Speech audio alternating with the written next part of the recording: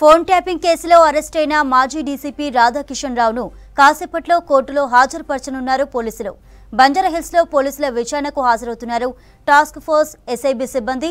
4 సీఐలు, 5 ఎస్ఐలు, కానిస్టేబుళ్లను విచారించారు పోలీసులు. నిన్ననే పలువురి స్టేట్మెంట్ రికార్డ్ చేసుకున్నారు పోలీసులు. ప్రస్తుతం పోలీసుల అదుపులో ఉన్నారు టాస్క్ ఫోర్స్ మాజీ డీసీపీ రాధాకిషన్ రావు. నేడు తిరుపతన్న భుజంగారావులను కస్టడీకి తీసుకోనున్నారు పోలీసులు. 5 రోజుల పాటు కస్టడీ విచారణ చేయనున్నారు. ఎన్నికల సమయంలో అందరూ చేసిన మానిటరింగ్, సీజ్ చేసిన డబ్బులు, నేతలతో సంభాషణలపై ఆరా తీస్తున్నారు పోలీసులు. రాధాకిషన్ అరెస్టుతో ఫోన్ ట్యాపింగ్ కేసులో 4కు చేరింది నిందితుల సంఖ్య. ఫోన్ ట్యాపింగ్ కు సంబంధించి మరిన్ని డీటెయిల్స్ సదానందం లైవ్ ద్వారా అందిస్తారు. సదా, డీటెయిల్స్ ఏంటి? ఎస్ చంద్రిక, ఫోన్ ట్యాపింగ్ కేసులో అరెస్ట్ అయిన టాస్క్ ఫోర్స్ మాజీ డీసీపీ రాధాకిషన్ రావును మరి కాసేపట్లో మెజిస్ట్రేట్ ముందు హాజరుపరచనున్నారు పోలీసులు. యాక్చువల్గా నిన్న మార్నింగ్ 10:30కి అతను విచారణకు ఇక్కడికి వచ్చారు, బంజారాహిల్స్ పిఎస్కి వచ్చాడు. సో నిన్న మార్నింగ్ 10:30 నుంచి ఇప్పటి వరకు అతన్ని విచారిస్తూనే ఉన్నారు.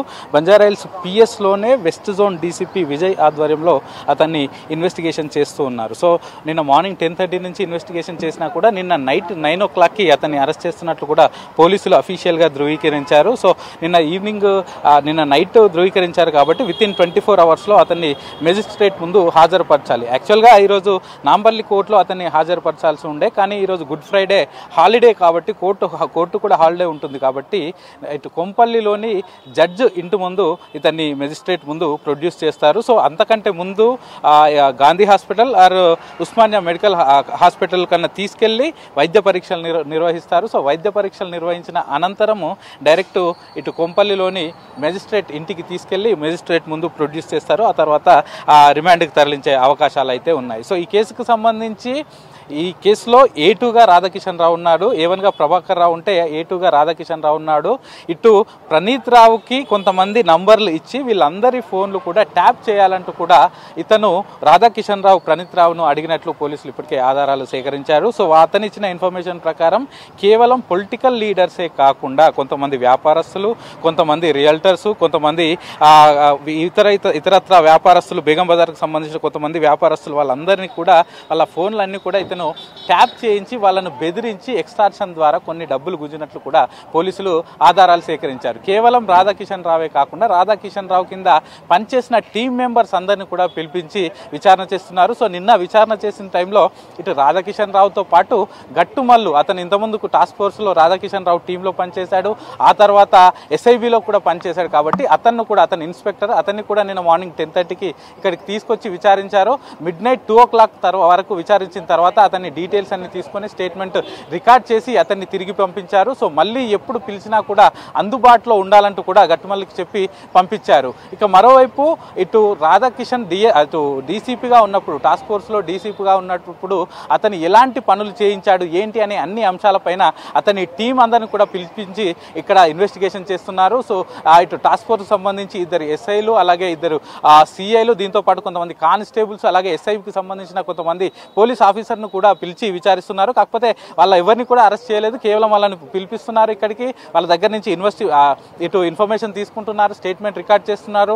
అప్పట్లో రాధాకిషన్ రావు మీతో ఎలాంటి పనులు చేయించాడు, ఎలాంటి ఎక్స్టార్షన్ పనులు చేయించాడు అనే అన్ని అంశాలపైన వాళ్ళ దగ్గర నుంచి స్టేట్మెంట్ రికార్డ్ చేసుకుని వాళ్ళందరినీ కూడా ఇక్కడి నుంచి పంపిస్తున్నారు. ఇక మరోవైపు ఈ కేసులో ఇప్పటి వరకు మొత్తం 4 అరెస్టులు జరిగాయి. అటు ప్రణీత్ రావును అరెస్ట్ చేసిన తర్వాత 7 రోజుల పాటు కస్టడీ విచారణ చేశారు. అతను తిరిగి చంచల్గూడ జైల్లో ఉన్నారు. అతను ఇచ్చిన ఇన్ఫర్మేషన్ ప్రకారం ఇటు ఏఎస్పీలు భుజంగరావు, తిరుపతన్న వీళ్ళిద్దరిని కూడా పోలీసులు అరెస్ట్ చేశారు. సో వాళ్ళిద్దరికి సంబంధించి కస్టడీకి కూడా కావాలంటూ నాంపల్లి కోర్టులో పిటిషన్ వేయడంతో సో నిన్న నాంపల్లి కోర్టు ఆదేశాలు ఇచ్చింది. 5 రోజుల పాటు మీరు కస్టడీ విచారణ చేసుకోవచ్చు అంటూ కూడా ఆదేశాలు ఇచ్చింది. దీంతో మరి కాసేపట్లో ఈ పోలీసులు చంచల్గూడ జైలుకి వెళ్ళి వాళ్ళిద్దరిని కూడా కస్టడీలోకి తీసుకొని వాళ్ళకు ముందుగా వైద్య పరీక్షలు నిర్వహించిన అనంతరం వాళ్ళిద్దరిని తిరిగి తీసుకొచ్చి బంజారాహిల్స్ పిఎస్లో విచారణ చేయనున్నారు. సో ఈ కేసుకు సంబంధించి మొత్తంగా కేవలం ఇటు పంజాగుట్ట పిఎస్ పరిధిలో ఉన్న బేగంపేటలో ఏర్పాటు చేసిన సర్వర్ ఒకటే కాకుండా ఇటు పర్వతగిరిలో ఏర్పాటు చేసిన సర్వర్, అలాగే సిరిసిల్లలో ఏర్పాటు చేసిన ఫోన్ ట్యాపింగ్ సర్వర్లు, అక్కడ ఎవరెవరి ఫోన్లు ట్యాపింగ్ చేశారు, మీకు ఎవరి నుంచి ఆదేశాలు వచ్చాయి అనే అన్ని అంశాలపైన వాళ్ళిద్దరినైతే అడిగే అవకాశాలు ఉన్నాయి. కాకపోతే కోర్టు మాత్రం క్లియర్గా, నాంపల్లి కోర్టు మాత్రం క్లియర్గా వీళ్ళని కస్టడీకి ఇచ్చేటప్పుడు కొన్ని కండిషన్స్ కూడా చెప్పింది. ఆ కండిషన్స్లో ముఖ్యంగా వీళ్ళను విచారణ చేసేటప్పుడు ఎలాంటి థర్డ్ డిగ్రీ ప్రయోగించకూడదు. దీంతో పాటు ఇదే కాకుండా మరోవైపు లాయర్ సమక్షంలో వీళ్ళిద్దరిని కూడా విచారించాలి. ఇక ఇన్వెస్టిగేషన్ కూడా కేవలం మార్నింగ్ 8 o'clock నుంచి ఈవినింగ్ 8 o'clock వరకే చేయాలి. 8 తర్వాత నైట్ టైంలో వాళ్ళిద్దరిని కూడా విచారణ చేయవద్దు అంటూ చెప్పింది. మరోవైపు ఇటు వాళ్ళు ఈ 5 రోజుల పాటు పోలీసుల కస్టడీలోనే ఉంటారు. ఇటు జైలుకి వెళ్ళి మళ్ళీ పంపించడం, పొద్దున తీసుకొచ్చడం అట్లాంటివి ఏమి ఉండదు. సో 5 రోజుల పాటు వీళ్ళ కస్టడీలోనే ఉంటారు. సో 6వ రోజు మళ్ళీ మార్నింగ్ తీసుకెళ్లి అటు కోర్టులో వీళ్ళిద్దరిని కూడా ప్రొడ్యూస్ చేయాల్సి ఉంటుంది.